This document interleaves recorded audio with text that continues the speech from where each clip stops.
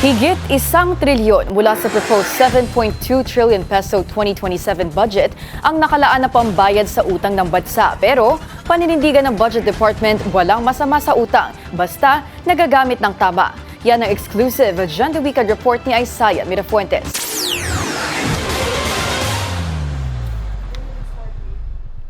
Sa Lunes na magsisimula ang budget season. Naunang naiulat dito sa Billionaire News Channel ang malaking pagbaba sa hiling na pondo para sa sektor ng kalusugan at agrikultura at sa kopya ng NEP o National Expenditure Program na isinumite ng Department of Budget and Management sa Kamara na nakuha rin ng BNC. Kapansin-pansin naman ang halos 170 billion pesos o halos 20% ang inangat sa pondo na para sa debt service interest payment o pambayad sa utang ng Pilipinas. Ngayong 2026, aabot lang sa 950 billion pesos ang debt payment ng bansa. Pero sa 2027, 1 trillion and 114 billion pesos na ang ilalaan dito.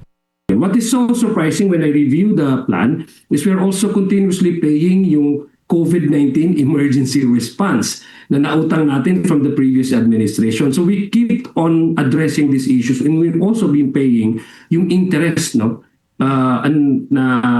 nakuha natin during the COVID pandemic.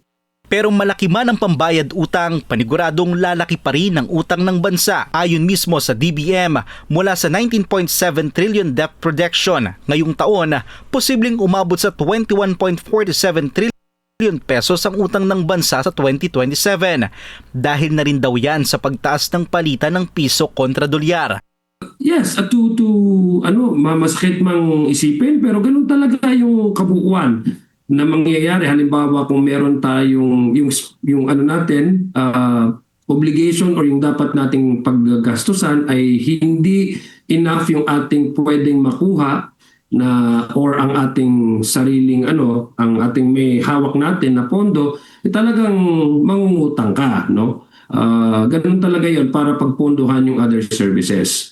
Maliban dyan, umangat rin ng halos 50% katumbas ng dagdag mahigit 230 billion pesos ang proposed budget para sa communication, road and other transport. Katumbas yan ng mahigit 730 billion peso fund sa susunod na taon. Mahigit 190 billion mula dito ang ilalaan para sa rail transport program at 16.53 billion pesos naman sa land public transportation. Ayon kay Representative Adjong, prioridad kasi ng Administrasyong Marcos na may saayos ang transport system ng bansa bago matapos ang kanyang termino.